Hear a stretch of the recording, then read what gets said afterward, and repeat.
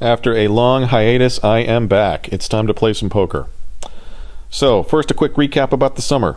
It's been hot, it's been smoky, it's been burning, it's been kind of crazy.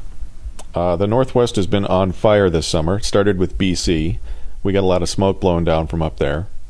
Then we were on fire, and we got a lot of smoke blowing over from our own fires, such that every car in the state of Washington was pretty much covered in ash. I walked out of the casino one night, and it looked like it was snowing, and I looked on my car, covered in ash. Every car in the state, covered in ash. It's been crazy. Never seen anything like it. Hey, first time in the vlog, we got the flop. The king, king, king. Whenever that comes down, I like to yell out white power. Get it? Yeah, I always thought it was funny until Donald Trump started running for president, and then whenever it would come down, I'd yell out Donald Trump. And everyone thought that was funny for a while until he got nominated, and then they didn't think it was as funny anymore, and then he got elected, and then no one really thought it was that funny anymore, and then people started marching in places like Charlotte, and then people really didn't think that was funny anymore, and so now whenever it comes down, I just kind of don't say anything, which is too bad because I always thought it was kind of funny. I mean, the flip side of this is that no one has done more to disprove the notion that white people are superior than Donald Trump has. I'll just leave it at that. Alright, let's talk about a poker hand. This was a fun one. 5 limpers. I looked down in the small blind at 2 aces, and so naturally I raise it up to $40.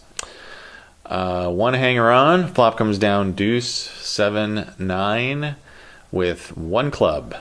That comes into play. So the guy who called me had a kind of a short stack, and so I decided that there was really no way I was getting away from this hand, so I just ship. He snap calls and rolls over the 10 of clubs, queen of clubs. Yeah, pretty good spot for me. Naturally, the turn was a club and the river was a club, and I lost the hand, but that's not the point. The point is the games right now at the Snoqualmie Casino are awesome. You see plays like this on a daily basis. It's really just insane how good the games can get.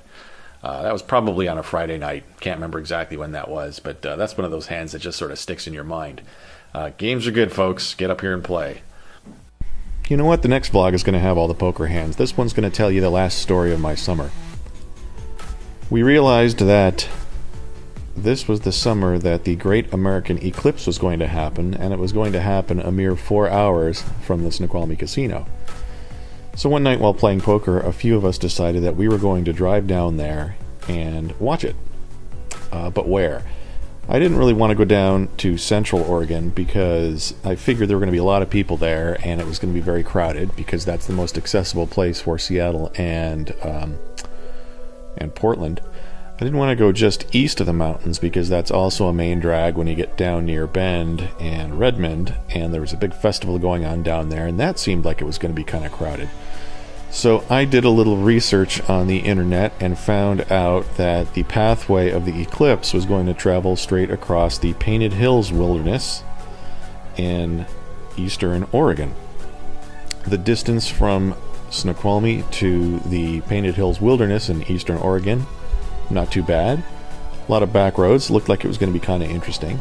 So James, Vinny, and I decided that the 3 of us were going to drive down there the night before the eclipse, get a few hours of sleep, wake up in the morning, and view the eclipse from this spot on Earth right here. This seemed to me to be in the middle of nowhere, high up on a hill outside of the Painted Hills Wilderness on a jeep road, certain to be less crowded than anything else around. So we left 9 o'clock at night the night before the eclipse. It took us about 6 hours to drive down there. As we got closer, we noticed there were more and more cars parked on the side of the road, and more people camping in tents, and more people sleeping in trucks. And finally we arrived at the Painted Hills Wilderness at about 2:45 in the morning. We drove up the gravel road, drove up the spur road, and parked the car and got a few quick hours of sleep. Next morning we woke up, drove to the little mini summit of this mountain, and that's where we waited, and that's where we saw this.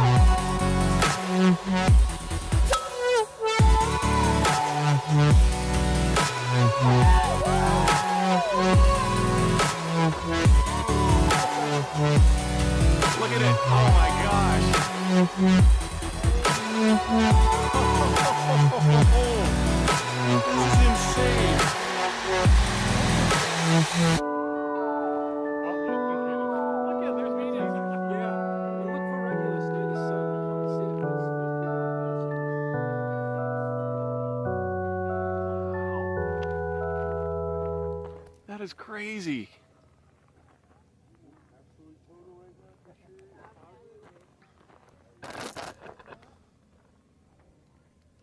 Oh, this is so